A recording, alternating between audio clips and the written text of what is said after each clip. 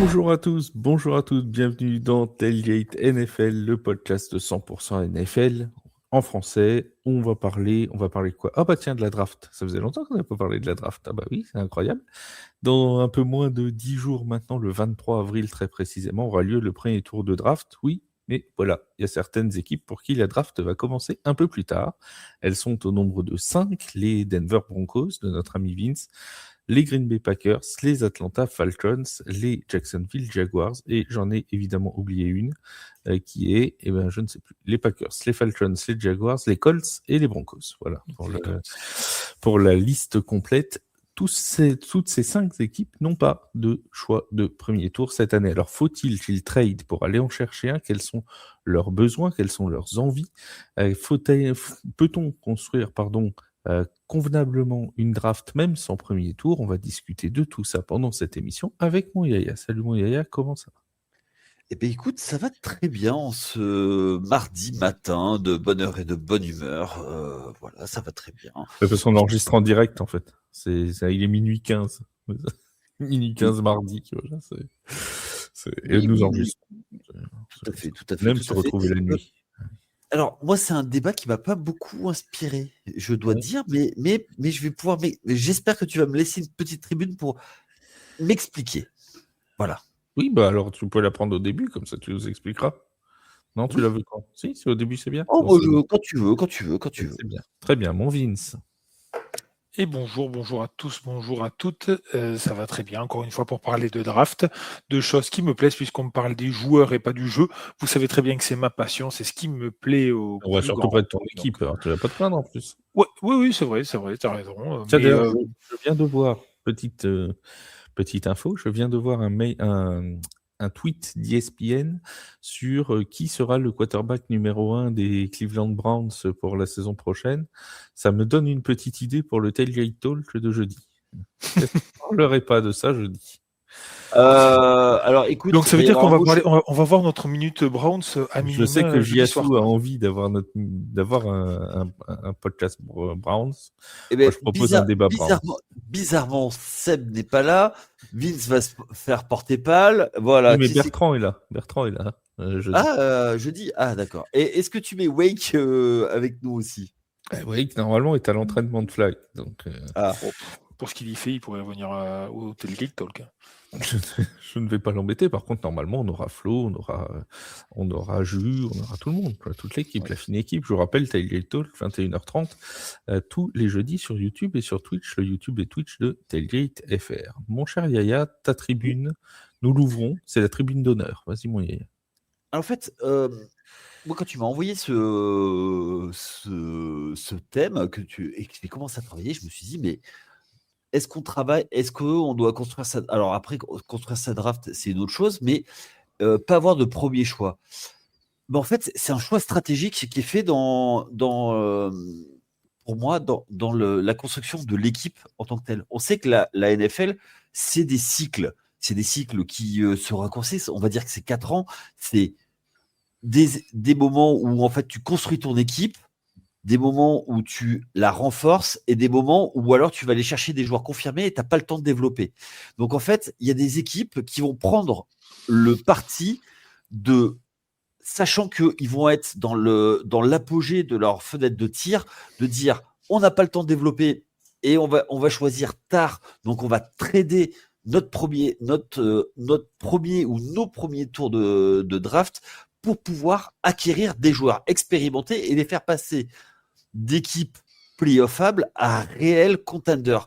Donc en fait, c'est par rapport à ça. Et aujourd'hui, c'est typiquement des équipes qui, on va parler au moins de deux qui ont tenté ça et qui après vont avoir ça. Parce que les équipes qui savent déjà en début de saison qu'elles n'ont pas le potentiel pour faire quelque chose avec les joueurs qu'ils ont, vont vouloir se débarrasser de leurs joueurs qui ont de la valeur contre des tours de draft pour eux se construire. Donc les équipes dont on va parler aujourd'hui, eh bien, soit elles se sont manquées sur leur timeline, c'est-à-dire qu'elles se sont complètement manquées, soit c'est des équipes qui ont tenté des coups pour pouvoir y aller. Typiquement, c'est les Rams quand ils vont chercher le titre il y a quelques années maintenant, qui sont les spécialistes pour trader leur premier tour de draft contre des joueurs qui vont les faire gagner. Typiquement, quand ils ont récupéré Jalen Ramsey, les Rams. Von Miller, il me semble, sinon.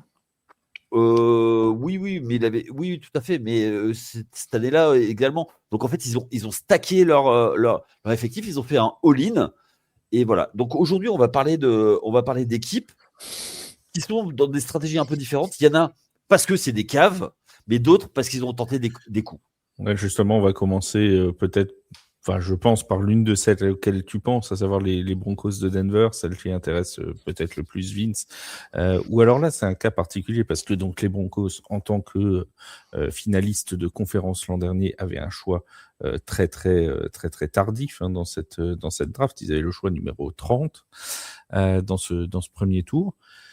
Ils ont décidé sciemment, si je puis dire, de se séparer de leur choix, puisque ils l'ont donné aux Dolphins sur le trade de Jalen Waddle. Ce qui veut dire que, est-ce qu'on n'en est pas en fait à se dire, les Broncos ont vu qu'il n'y avait pas forcément quelque chose qui leur plaisait énormément au premier tour, et ils ont préféré, Vince, aller chercher Jalen Waddle, qui peut, comme l'a dit Yaya, où il n'y a pas besoin d'avoir du temps pour le développer et tout, qui peut tout de suite se montrer performant pour améliorer l'équipe. En fait, la draft, il ne faut pas oublier que draft, c'est aussi une loterie, clairement. On prend des talents par rapport à ce que l'on a vu dans les années précédentes, dans les années universitaires, mais il y a aussi il y a des flops et il y a des tops. Il y a des gens qui arrivent à se développer énormément et d'autres qui flopent complètement. Dans le cas des Broncos, et Yaya, ça rejoint complètement ce qu'il a dit tout à l'heure, c'est-à-dire qu'il y a vraiment plusieurs moyens de se séparer d'un tour de draft, et de son premier tour de draft notamment. Mais dans le cas des Broncos, en fait, leur draft, elle a commencé à partir du moment où ils ont recruté Waddle. C'était pour eux leur pic de draft. Voilà. Ils ont décidé de partir là-dessus, sur un talent qu'ils ont jugé apte et disponible pour eux et apte à compléter le roster qu'ils avaient actuellement et pouvant s'incruster et fitter directement avec l'équipe qu'ils avaient. Parce que c'est ça qui est important aussi, c'est de voir comment il peut s'adapter au playbook, au schéma de jeu, à l'ambiance de l'équipe. Là, en l'occurrence, ça leur a semblé être une bonne pioche. L'avenir nous le dira, c'est évident.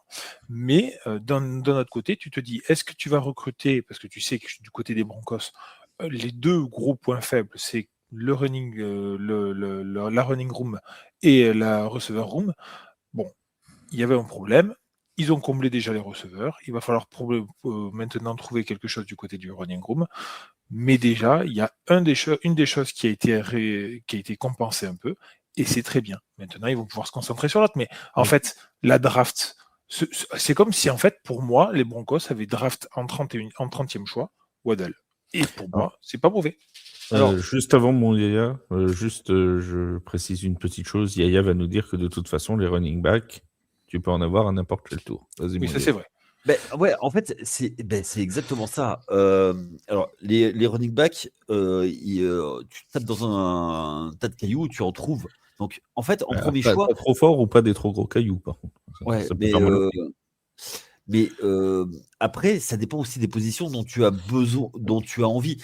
On explique souvent, depuis le début où on fait les podcasts, c'est tu draftes au talent ou tu draftes au besoin. Le truc, c'est que le premier tour, c'est tu draftes au talent. Et aujourd'hui, est-ce qu'ils ont vu du talent dans les scoutings? Parce que tu parlais de loterie, c'est de moins en moins le cas. Aujourd'hui, il y a tellement de data sur tous les joueurs, ils sont tellement inspectés sur toutes les coutures, qu'aujourd'hui, les busts, il y en a, mais ça dépend des positions. Et les positions dont tu as parlé, qui ont besoin les Broncos, c'est des receveurs et c'est des running backs. Ouais, et dans les deux cas, en late round, on arrive toujours à trouver des joueurs qui, bien coachés et avec des offensive coordinateurs, qui arrivent à les magnifier, on arrive à faire quelque chose. Donc, moi, je trouve que là, pour le coup, c'est vraiment un cas où tu vas aller chercher un joueur qui tu penses potentiellement. Après, moi, je pense que Jalen Waddle, un premier tour, c'est un peu cher. Mais ça, c'est Attends, c'est comme attention, c'est un premier qui vaut presque un second. Hein, c'est un Un 30e, premier, c'est un 30e 30e, choix. quoi. Hein. Ouais, mais quand même, 30e choix. tu prends le 30e. Non, ouais, mais tu peux prendre le 30e joueur le plus. Enfin, qui a le plus de talent de la draft, quand même. Je suis d'accord avec toi, mais tu le sais, tu as parlé, t'as parlé des busts et ça arrive, mais attention. Ça dépend des positions. Il y a des positions, Oui, il y a mais des positions justement, où tu es plus presque que d'autres, quoi. là, Waddle, ils savent de quoi ils sont capables et en fait, ils estiment, eux, c'est leur choix, Oui. hein, Ah, mais ils bien estiment sûr. qu'ils ont pris moins de risques à prendre Waddle qu'à prendre un receveur et le développer. Ça Ah, mais on est s'entend, d'accord. moi je l'entends aussi, mais je partage aussi ton point de vue. C'est vrai que ça vaut cher un premier tour, mais en fait, si le trade avait eu lieu l'année d'avant et que tu n'avais pas la position du pic, j'aurais trouvé ça vraiment abusé. Là, en l'occurrence, 30e, je me dis, bon, ben oui, le premier pic qu'on a, c'est le 62, ça va faire long. Mais, et encore, on parle de l'échanger encore. J'ai vu pas mal de rumeurs de trade, mais voilà. Au moins, À tu voir. pourras dormir le Et- 23 avril, toi. Ah oui, moi, Ouais, aucun mais problème. c'est signe que Sean Payton est satisfait de son Ah effectif. oui, ah oui, clairement. Et là, clairement, maintenant, c'est Et puis, l'objectif, c'est conserver la division et aller chercher le Super Bowl. gagner sur 2-3 ans. Oui, oui, bien sûr. C'est-à-dire avant de prendre le temps de développer des jeunes. Oui, ça, je suis d'accord avec ça. Et je pense que Mais, l'année mais, prochaine, mais typiquement, ils pourront voir pour typiquement, développer. ce qui a tout changé chez les Broncos, parce qu'on en parle, mais c'est un pic que personne n'avait vu ou que personne n'imaginait en tout cas avoir une aussi grosse importance. C'est Bonix, en 14e choix il y a 2 saisons. Personne ne pensait que Bonix pouvait être en franchise QB. Moi, le premier, je l'ai critiqué dès son arrivée, alors que vous le savez très bien, je ne connais pas les joueurs tant qu'ils n'ont pas joué donc, en NFL. Donc voilà. Bon, même quand ils ont Mais, joué. même quand ils ont joué, je les connais pas, je les prononce pas. Donc voilà. Non, mais tout ça pour dire que c'est vraiment une loterie. Ça peut être du tout bien, du tout moins bien. Et voilà, il y a des premiers pics qui sont passés au travers et il y a des pics 30 qui ont fait des carrières de fou. Mais après, en premier tour, c'est beaucoup de rushers, beaucoup de quarterbacks, des receveurs surtout. Des running backs si tu as besoin. Après, effectivement, il y a encore des receveurs. Tu viens de prendre un receveur qui est confirmé. Alors, moi, j'ai des doutes sur Waddle. C'est pas Chris Waddle du tout, c'est Jalen Waddle. Mais tu vois, il décline statistiquement depuis son année rookie. Moi, j'ai un petit doute par rapport à ça. Après, peut-être que l'air du Colorado lui fera du bien. Mais voilà, donc 62e choix, tu l'as dit, Vince, hein, le premier choix des Broncos dans cette draft. Ils n'en ont qu'un seul dans le top 100, hein, puisqu'après, c'est le choix numéro 108. Toi, en tant que supporter, c'est pas du tout un truc qui t'inquiète de te dire il n'y a pas de premier tour pour les Broncos? Non, pas du tout, parce que justement, on sait comment l'équipe est formée et que c'est pas du tout une équipe d'individualité, mais c'est une équipe de vrai collectif. Ça, ils l'ont vraiment montré tout au long de l'année. La seule peut-être grosse individualité qu'il y a, c'est Bonix, justement, et c'est celle qui nous a manqué en finale de conférence. Donc, je ne suis pas plus inquiet que ça, parce qu'on n'est pas dans une phase de construction ou de reconstruction, dirons-nous. On est plus dans une phase de continuité et de surfer sur les résultats de la saison précédente. Et dans ce sens-là, moi, je trouve que le trade de Waddle, même s'il vaut cher, les receveurs sur le marché, il n'y en avait plus tant que ça. Et je trouve que c'était un bon pari, un bon risque de prix.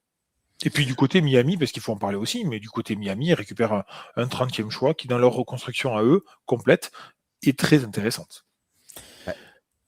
Oui. Non, mais eux, ils ont besoin de tout. Donc, tout. C'est pour ça. Ouais, ce que j'expliquais en intro, c'est-à-dire qu'il y a des équipes qui, elles, vont vendre leurs joueurs pour récupérer le maximum de tours de draft et reconstruire. En fait, le but, c'est d'avoir une base le plus possible et après, monter un corps d'effectifs, un noyau dur d'effectifs, et après, rajouter l'année suivante avec de la draft. Et une fois que ça, c'est bien stabilisé, là, tu n'as plus besoin de choix de draft puisque tu as besoin de gagner et de rajouter. Et là, tu vas rajouter des stars et tu vas trader tes choix de draft pour récupérer des joueurs, pour amener ce que tu n'as pas réussi à trouver sur les années de draft avant. Parce que là, je suis en train de regarder, mais les 4 receveurs ou les 5 premiers receveurs qui sont annoncés, ils sont annoncés avant le top, le pick 20 à peu près de la draft, par les mock drafts différentes. Donc, pour compenser un Waddle, voilà, c'est un peu compliqué.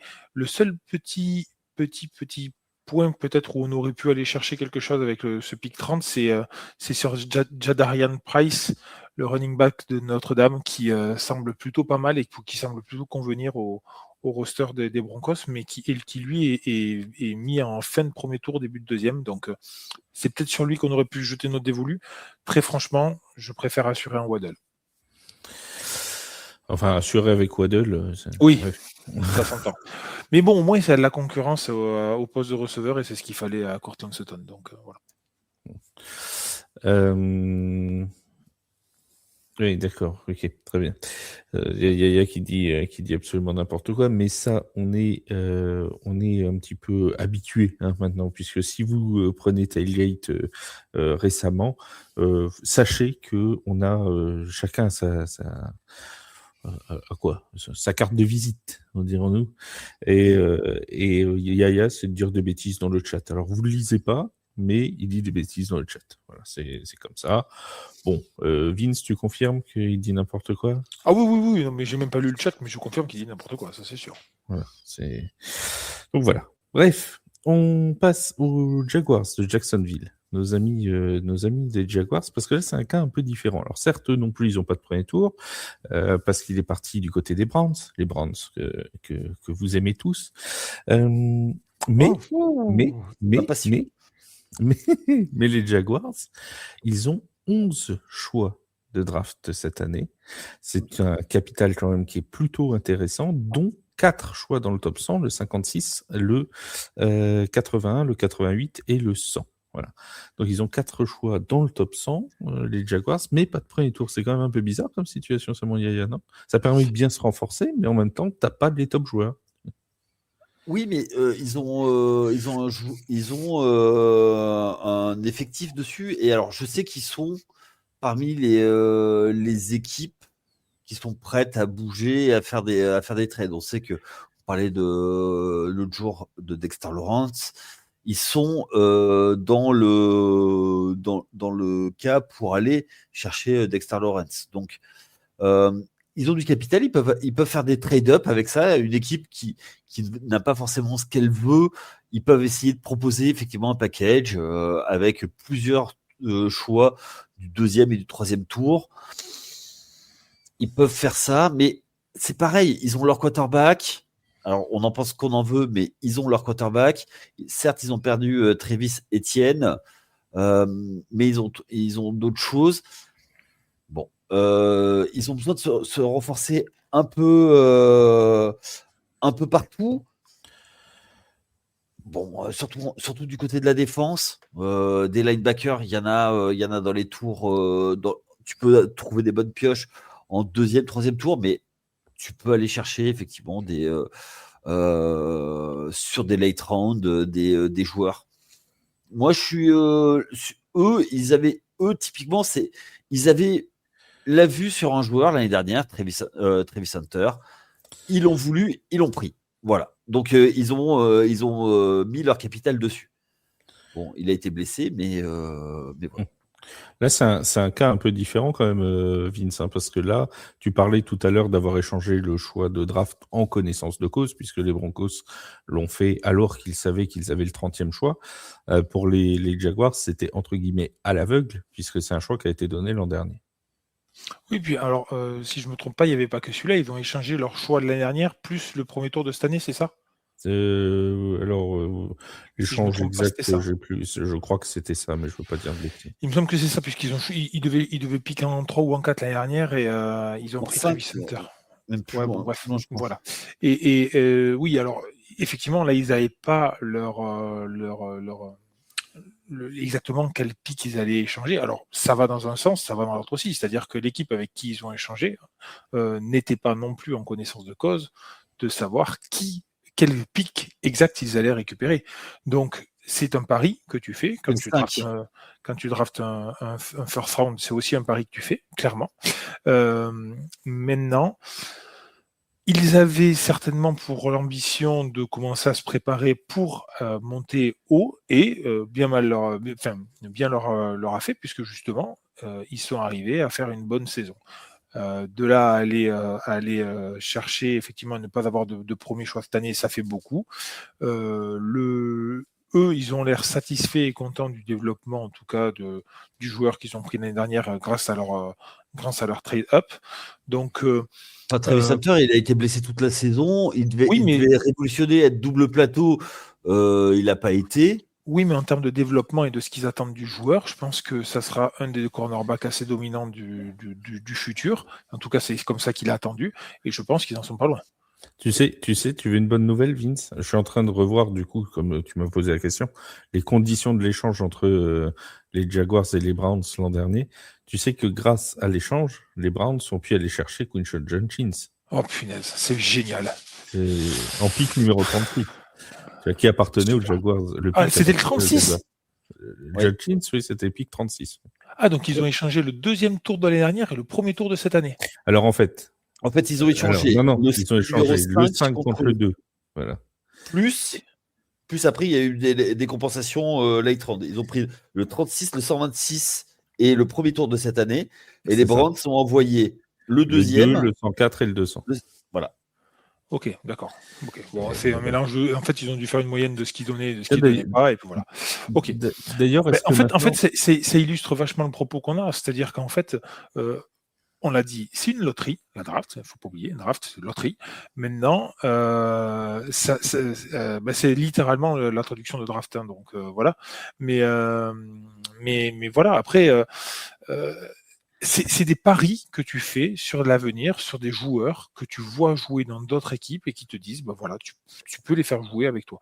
Mais dans un trade, c'est un peu pareil, sauf que la différence avec un trade, c'est qu'un trade, c'est entre équipes d'une même ligue, donc tu as déjà vu le joueur jouer dans la ligue que tu parles. Voilà. Justement, revu à la lumière de maintenant, est-ce que les Jaguars, pour toi, Yaya, ont bien fait de faire le trade de Travis Hunter? Est-ce que avec ce qu'il a apporté l'année dernière, avec ce que tu penses qu'il peut apporter dans l'avenir, est-ce que pour toi, ça reste un bon trade pour les Jaguars ou est-ce que finalement, avoir donné ce premier tour-là, ils se sont fait un peu enfler sur l'idée, quoi? Absolument. Enfin, le truc, c'est que c'est toujours pareil. Quand tu as eu une idée, il faut y aller jusqu'au bout. Et ils sont allés jusqu'au bout. Le problème, c'est qu'il s'est blessé, notre ami Travis Hunter. Donc, la réponse à ta question, ce sera à la fin du contrat rookie. Est-ce qu'il sera prolongé et est-ce que c'est vraiment le joueur dominant? Il a montré tellement de bonnes choses en universitaire, même c'était un 1 bis. Il était pris. En fait, le truc, c'est que au 5e choix, il aurait été parti. Il le voulait. Il fallait y aller. Après, rajouter un choix, c'est un peu cher. Il faut vraiment qu'ils aient vu quelque chose que nous, on n'a pas eu le temps de voir parce que cette année, il n'a pas joué beaucoup de matchs. Quoi. Je ne sais même pas s'il a joué 5 semaines.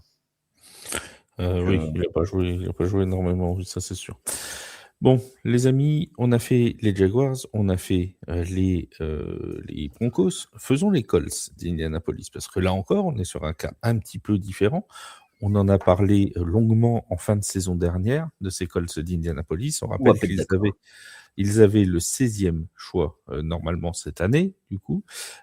Il est pour les Jets de New York en raison du trade de Sauce Gardner.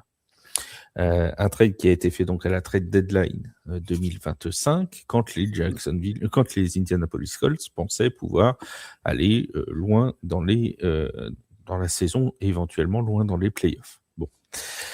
Aujourd'hui, les Colts se retrouvent donc sans choix de premier tour et leur premier choix interviendra en choix 47. Ils ont ensuite le 78, le 113, le 156, le 214, 249, 254. J'ai l'impression de donner les chiffres du bingo. 7 choix donc pour les Colts d'Indianapolis. On en revient toujours à cette même question, mon Vince. Et Yaya, c'est déjà qu'on ne sera pas d'accord. On en revient à cette même question, mon Vince. Est-ce qu'ils ont bien fait de trader? Est-ce qu'ils se sont pas tiré une balle dans le pied? Mais ils ont essayé.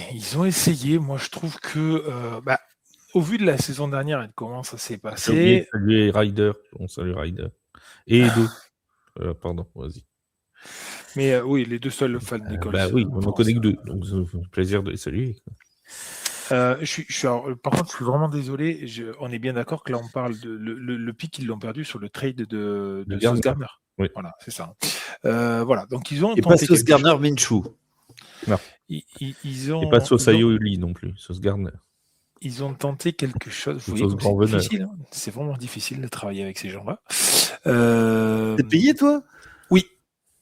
Oui, à la reconnaissance, et j'en ai pas beaucoup. Mais non, mais ils ont tenté quelque chose. Ils avaient, pour les mousquetaires. en fait, ils avaient estimé que ils avaient une grosse faiblesse défensive.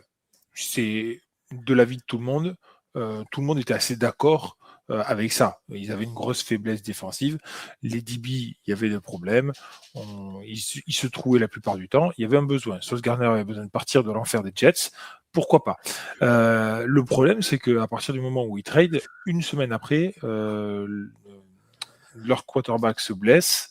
Fin de saison et fin de saison complète pour les Colts. Donc oui, le trade, malheureusement, il n'apporte rien direct sur la saison. Il va falloir voir un peu comment ça se passe cette saison-là. Si Daniel Jones va revenir plus en forme ou pas. Alors, vous entendez Yaya rire, ils ont écrit des trucs sur le chat et il n'y a pas que Yaya, hein, Flav aussi. Je me refuse de regarder tant que j'ai pas fini de parler, parce que sinon je vais pas y arriver. Mais voilà, et donc en fait, pourquoi pas? Ça semblait une bonne idée sur le papier. Maintenant, quand on regarde la fin maintenant le trade de la fin de saison, forcément, ça fait trop. Mais qu'est-ce que tu veux faire? C'est le jeu. Ils ont joué, ils ont perdu. Mon yaya. Ah d'accord. Alors, ok. C'était la liste des sauces. Très bien. Vous m'avez mis dans la sauce. Hein. Exactement. Et l'année prochaine, ils jouent avec le 7.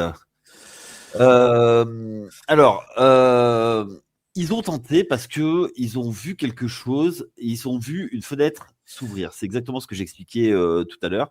Ils avaient fait quelque chose qui n'était plus du tout en position depuis le départ d'Andrew Luck, c'est-à-dire avoir une équipe qui joue les premiers rôles dans leur division et pour aller loin en playoff. Ils avaient Indiana Jones, Daniel Jones, qui roulait sur l'eau. En état de grâce. Oui, comme Kelly. Et du coup, ça avançait. Enfin, il fallait faire quelque chose. Pour pouvoir aller loin, il fallait renforcer leur backfield. Ils ont eu l'opportunité, ils ont mis tout là-dessus. Patatras, juste après ce trade, Daniel Jones se blesse, Sauce Gardner se blesse.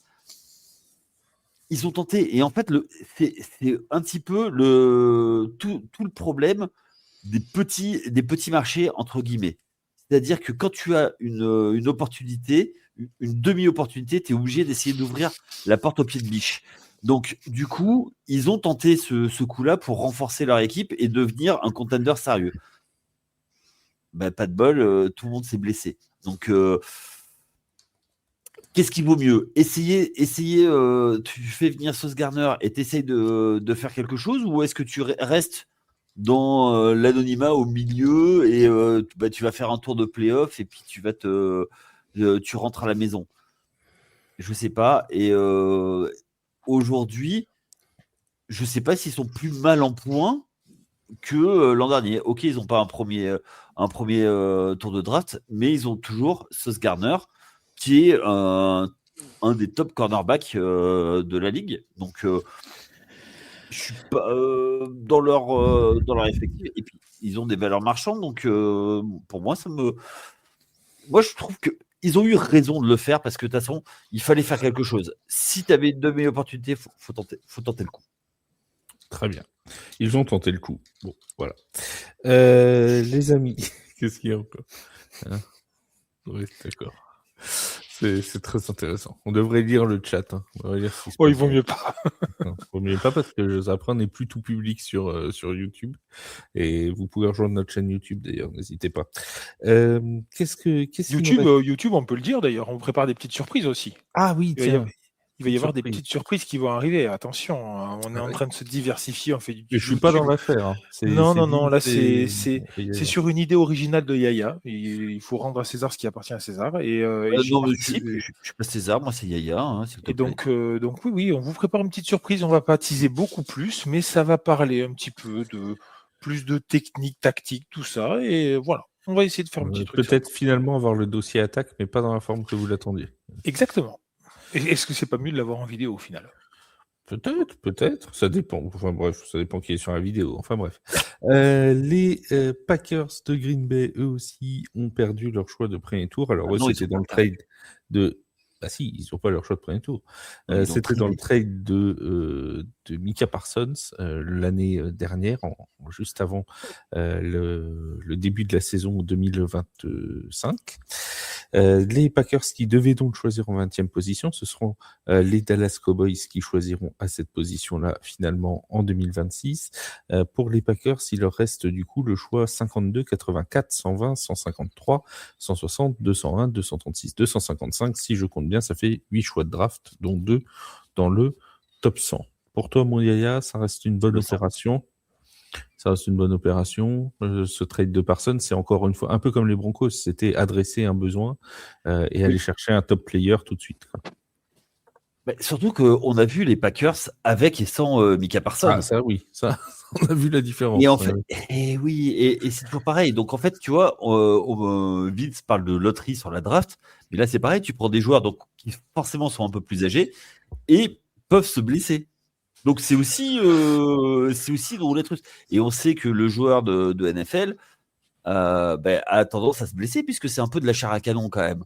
Donc Micah Parsons, enfin l'arrivée de Micah Parsons pour un premier tour, j'ai envie de te dire, c'est plutôt une bonne affaire. Donc il voulait partir de Dallas. Ils ont réussi à l'avoir pour un seul tour de draft de mémoire, je crois que c'était ça. Hein. Plus après des choix complémentaires. C'est pareil. Eux, ils forcent un peu le destin. En faisant ça, tu forces le destin. Malgré ce qui est dommage, c'est que pour eux, hein, je parle bien pour eux, c'est que Chicago a fait une excellente saison et en plus, Micah Parsons se blesse au moment où ça compte. Il aurait eu une petite blessure un peu gênante, un peu musculaire, et puis finir la saison en boulet de canon, voire aller en playoff et gagner des matchs de playoff, ce qui n'aurait pas pu lui arriver avec Dallas, ça aurait été vraiment très intéressant pour toutes les parties. Bon, maintenant, je pense que le move était hyper bien réfléchi et hyper bien fait. Après, il y a toujours l'aléa de la blessure. Et De toute façon, il savait à peu près, même quand en début de saison 2025, quand il trade pour Micah Parsons, il savait grosso modo, bon, c'était prévu qu'ils choisissent dans ces positions-là, on va dire entre la 20 et la 30. Les Packers, ils étaient attendus pour être potentiellement en playoff, donc ils savaient que ce serait pas l'un des 5 premiers choix de la draft prochaine, sauf cataclysme. Donc finalement, je pense que c'était Vince assez fidèle à ce qui était attendu au moment du trade de Parsons. C'est-à-dire que oui, en fait, là c'est clairement une équipe qui trade, mais qui visait déjà le haut du tableau. Donc, ils savaient très bien que leur draft de l'année dernière, pardon, leur pick de cette année allait être bas dans le premier tour. Si je ne me trompe pas, le trade de Person, il arrive juste avant le début de la saison, hein, c'est ça? Oui. Donc, la draft est déjà passée depuis longtemps, donc ils ne peuvent pas échanger la draft passée, forcément. Moi, je trouve que on est dans la même logique un peu des deux autres équipes que plutôt que l'école. Alors l'école, c'est en cours de saison, eux, c'était avant, mais ils estiment et ils voient qu'il y a un gros problème, un manquement crucial à un endroit. Ils le font. La différence entre les deux, c'est que l'école, c'est plutôt limite un panic move où il faut le faire maintenant. Ils se disent mince, on marche beaucoup mieux que prévu. On a vraiment un manque, il faut y aller. C'est notre saison ou jamais. Et alors que les Packers, eux, le font en connaissance de cause en disant OK, mais ils ont vraiment bien réfléchi pendant longtemps au trade et à la condition de trade. Et puis surtout, ils savaient que Micah Parsons avait des envies d'ailleurs et ils l'avaient clairement exprimé. Donc, C'est un peu un mélange de tout ça, mais le point commun entre les trois trades, pour le moment, c'est que les trois sont des trades où ils ont échangé des pics numéro 1 contre des gens qui ont quand même une qualité intrinsèque sur le terrain qui n'est pas contestable. Après, il y a le problème des blessures. Yaya l'a dit, et ça, le problème, c'est que quand on rentre sur un terrain de football américain, malheureusement, il y a toujours ce risque de blessure qui est prépondérant. On passe aux Falcons d'Atlanta, les amis. Les Obligé Falcons. Obligé. Oui, si. Il faut bien qu'on en parle.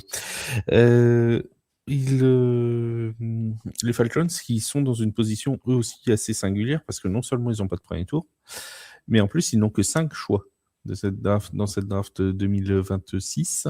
Le choix 48, 79, 122, 215 et 231. C'est de loin l'équipe qui a le plus faible capital draft, si j'ose dire. Si on prend ce qu'ils appellent le draft power ranking, c'est clairement les Falcons qui en ont le moins.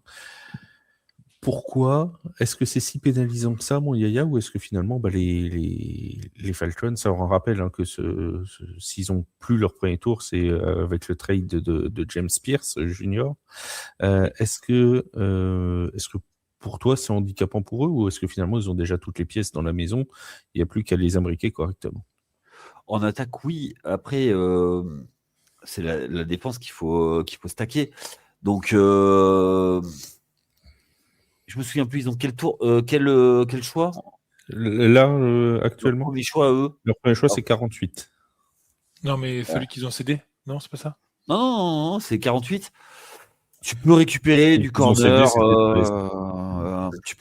En fait, eux, ils ont besoin surtout de la défense. Et tu peux rajouter. Et puis, comme Mooney est parti, tu peux rajouter un receveur un ou deux receveurs. Ça, tu peux l'avoir dans les late rounds. C'est pareil, s'ils avaient vu ce qu'ils voulaient pour se renforcer l'an passé, certes, ça n'a pas cliqué pour plein de raisons, et c'est les Falcons. Donc, du coup, est-ce que c'est handicapant? Oui, parce qu'on a toujours besoin de talent. Après, eux, ils ont récupéré une stratégie nouvelle. Donc, c'est ça qui est handicapant, c'est l'ancien régime, l'ancienne direction qui a épuisé les stocks pour essayer de garder sa place, en fait. Ils vont chercher des joueurs pour essayer d'améliorer l'équipe sur du court terme. Le problème, c'est que maintenant, on sait que il y a Stefanski qui vient d'arriver, et du coup, comme en année 1, on va le laisser tranquille. Donc, il va pouvoir mettre en place ses idées, tout ça. Donc voilà. Voilà. Très bien. Non, c'était très très bien. Vince, même question. Est-ce que toi, voilà, encore une fois, tu es dans la peau du fan. Je te demande pas forcément fan des Falcons. Je t'en veux pas à ce point-là. Mais est-ce que si dans la peau du fan, tu te dis, oh là là, j'ai que 5 choix, ça va être compliqué.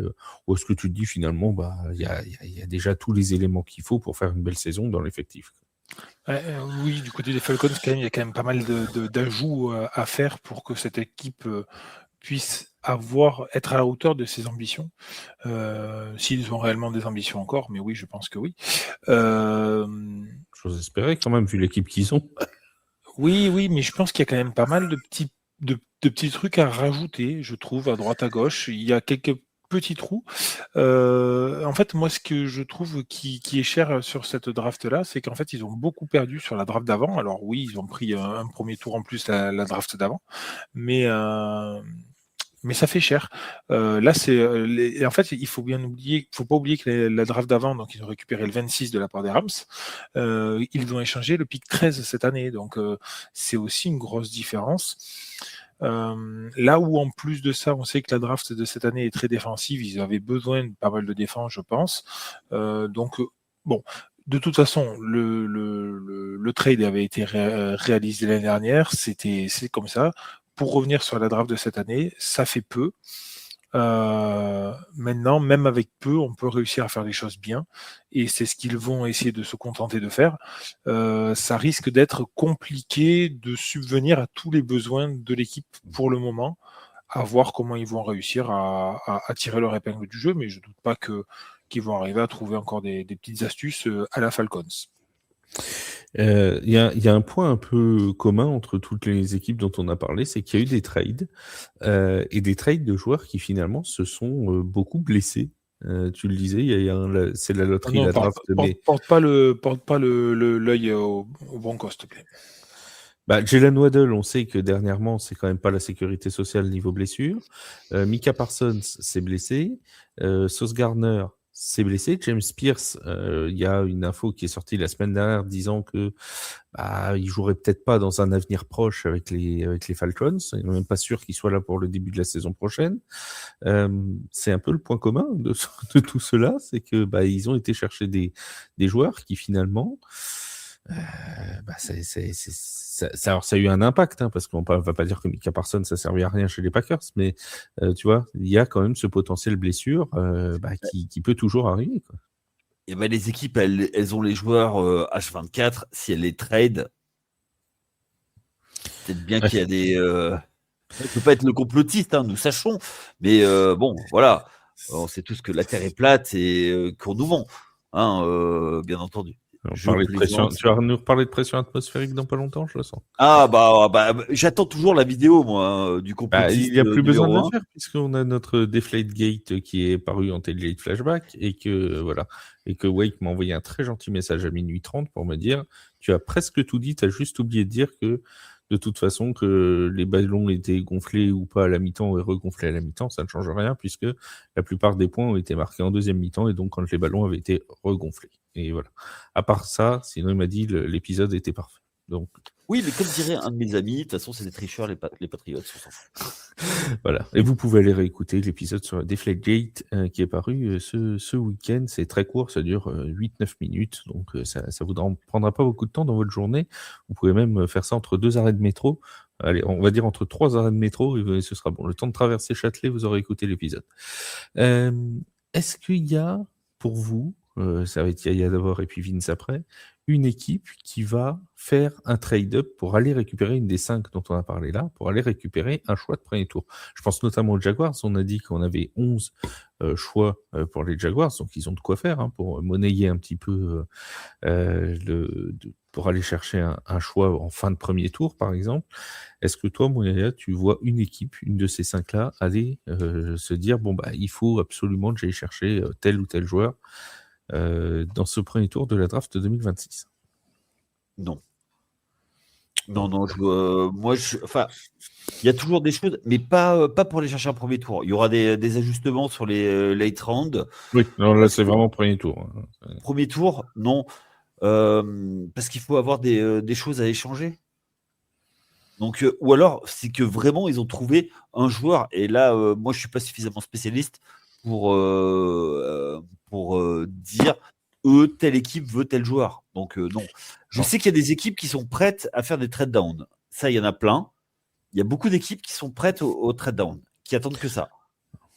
En parlant de spécialistes, je rappelle que jeudi, vous aurez rendez-vous jeudi matin avec la mock draft de nos amis de la NCAA qui vont faire une mock draft complète. Alors, ce sera en podcast, mais ce sera aussi en vidéo sur YouTube, puisque ça a été fait avec un petit tableau interactif pour que vous puissiez suivre la mock draft aussi en vidéo.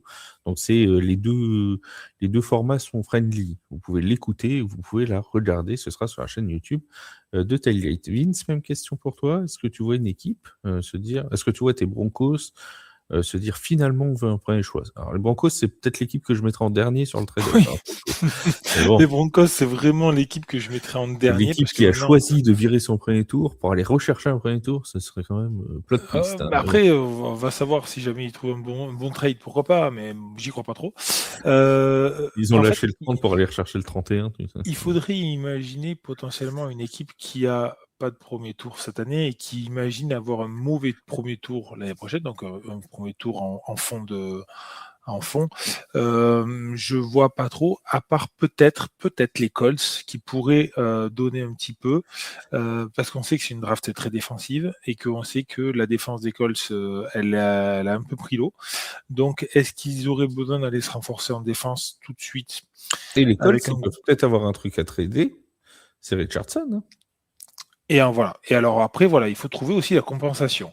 La compensation d'un premier tour, ça peut être soit une star ou une ex-star qu'il va falloir, qui a une valeur marchande assez forte et qui peut trouver quelque chose sur le marché, ou alors un tour de l'année prochaine, par exemple.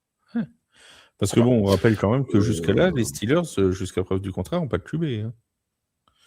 Ah, mais oui, mais bon, après, il faut partir avec Richardson, non Richardson, non mais. Moi, je vous dis que pour l'instant. Non, mais les Steelers, ils vont trade up pour Mendoza. Non, je rigole, c'est pas vrai. Ne pariez pas là-dessus, s'il vous plaît. Non, mais on en revient à l'histoire du trade de Mendoza. Tu vois, par exemple, les Raiders, si jamais ça clique avec Mendoza et qu'ils ont décidé de passer, non, du coup, ils n'auront pas Mendoza, mais s'ils passent en 2 ou en 3 et que ça clique avec Kirk Cousins, avec Ashton Genty qui fonctionne, avec machin et tout, tu vois, ils sont allés chercher des bons joueurs. Par exemple, ils ont tradé avec les Jets, ils leur ont repris leurs 2 premiers tours et tout clique bien. Bah, ça se trouve, l'an prochain, ils se retrouvent avec le choix numéro 15 ou 20. Et ça fait partie de ces équipes qui peuvent trade down et donner un choix qui est pas si bon que ça l'an prochain. Hein. C'est pas impossible. Non, vous y croyez pas. Ok. Non, j'y crois pas du tout. J'y crois pas du tout. J'y crois pas. Non, j'ai essayé de m'accrocher, mais pas du tout. Non, après, sur les différentes équipes, les Falcons, pourquoi pas, mais il faudrait voir quel est l'échange qu'ils pourraient avoir. Échanger Michael Penix. Ah bah non. Sinon, les Jags, je vois pas trop quel est l'intérêt d'aller chercher quelqu'un parce qu'ils ont une défense assez solide. C'est pareil, c'est une équipe très collective. Ils viennent de remettre de l'argent sur la défense avec la prolongation. Là. Ouais, mais c'est pour ça, c'est une équipe qui est beaucoup plus collective que individuelle, comme les Broncos. C'est 2 équipes qui se ressemblent beaucoup, moi je trouve, dans la formation de l'équipe. Peut-être dans la ligne. Peut-être, mais bon. Ouais, mais c'est pareil. Alors, à part les first rounders qui sont vraiment normalement des top joueurs de ligne, normalement ils sont pris à partir du 2e tour. Et c'est bien ce que je te dis. C'est pour ça que je te dis que de trade up pour aller chercher un premier tour en première ligne. Ouais, mais alors attends, là, à part les 2 qui sont projetés dans les 10 premières places. C'est ça, c'est qu'il faut aller chercher top 10, quoi. Et sauf que tu vas avec rien, quoi. Parce que c'est pas des 2e tours de. Tu vas avec le tour de l'année prochaine. Ceux qui en ont déjà 2 ou 3 de tours de cette année, là, je sais pas. Ah non, non. Et si t'as la possibilité d'avoir vraiment un joueur pour trade down, faut pas que. Enfin.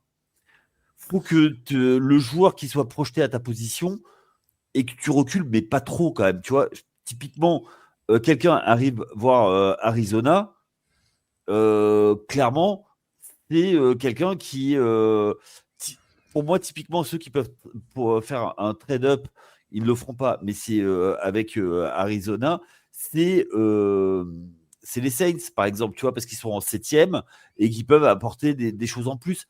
Sinon, on est 8, mais on est 8 ouais, et en plus, ça me paraît déjà assez loin. 8-3, tu vois, ça me paraît déjà. Oui, mais voilà, parce que mais après, si tu as 8-3, après, mais tu peux mettre Camara dans la balance et tout. Mais... Ouais, tu peux mettre plein de trucs, tu vois. Donc, en fait, c'est ça. Ce que je veux dire, c'est que quand tu es vraiment dans le top 5, pour reculer, faut vraiment. Généralement, ça se fait sur 1-2 positions, pas plus, quoi.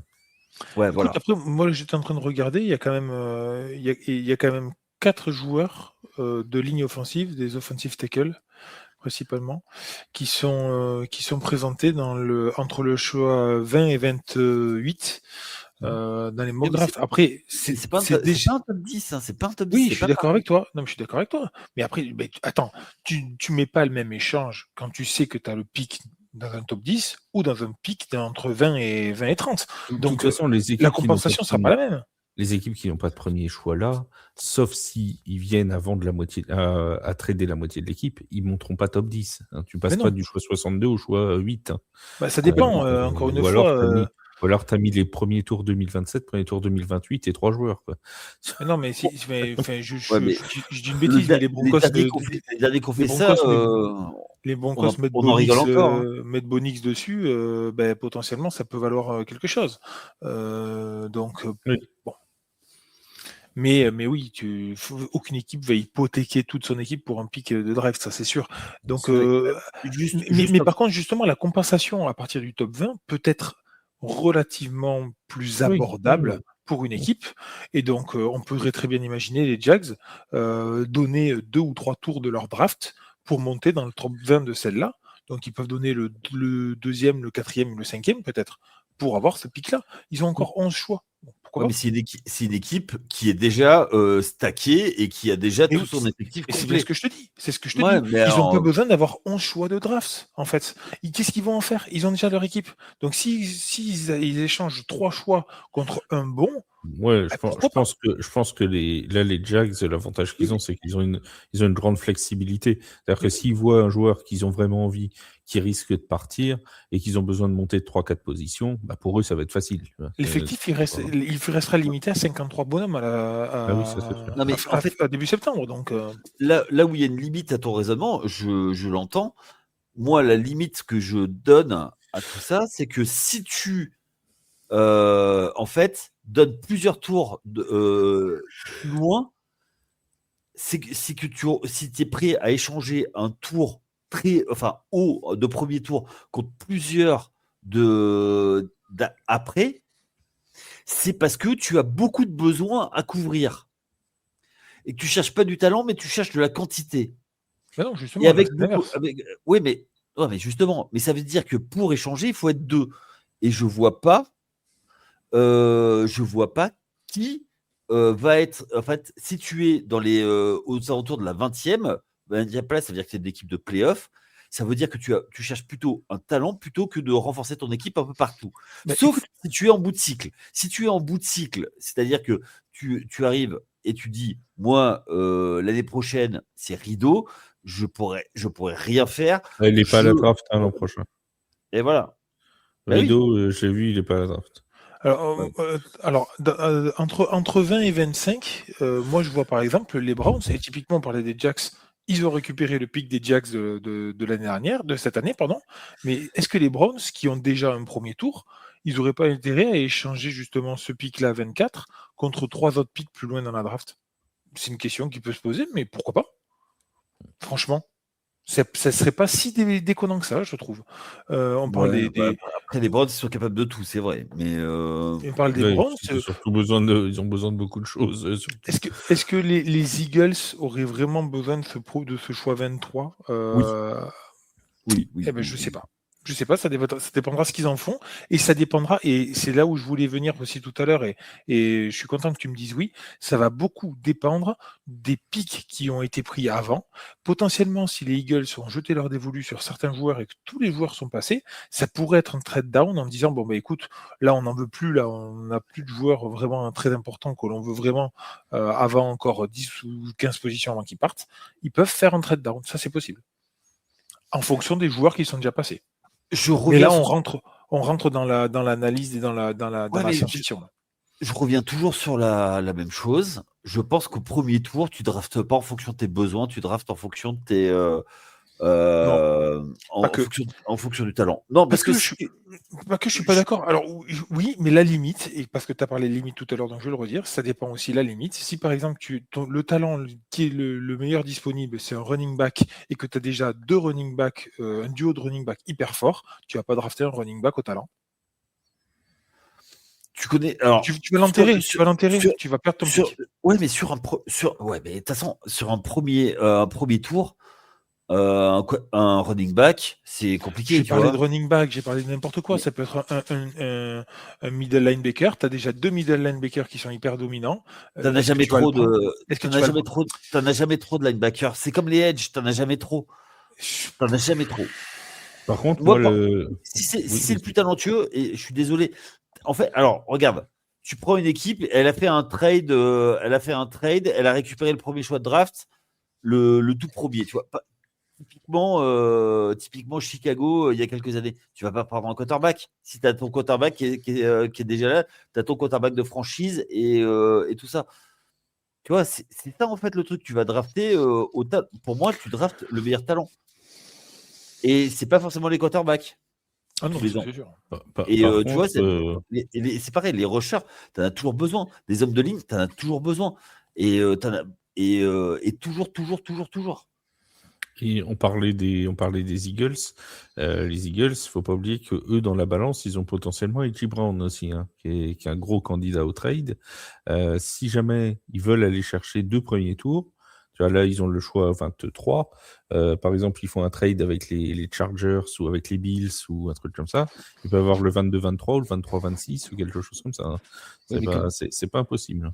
Comme tout le monde sait qu'il veut partir, ben, sa valeur baisse. Oh ouais, mais enfin, à mon avis, tu connais très bien leur GM aux Eagles. Il se fera pas avoir, hein.